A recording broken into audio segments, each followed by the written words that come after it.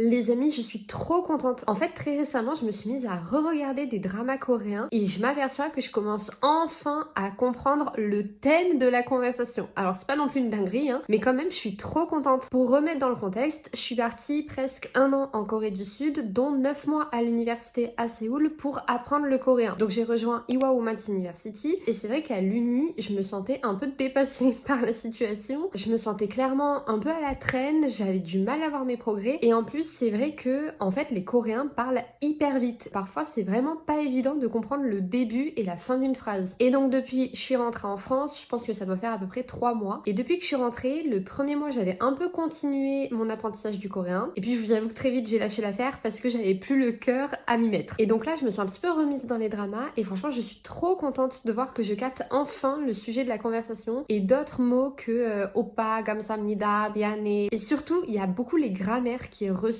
même quand elles sont en milieu de phrase, je les entends assez clairement. Donc vraiment, je suis trop contente, je suis trop fière de moi. Bon, je suis pas non plus bilingue, hein, mais c'est vraiment un bon début. Et d'ailleurs, n'hésitez pas à me dire en commentaire si vous êtes en train d'apprendre une langue vivante, quel a été un peu votre parcours d'apprentissage, parce que j'ai un peu l'impression que tout le monde apprend une langue très rapidement maintenant et que c'est assez simple. Et personnellement, ça doit faire 5 ans que je suis sur le coréen et franchement, c'est pas du tout évident. Donc voilà, n'hésitez pas à me partager votre avis en commentaire.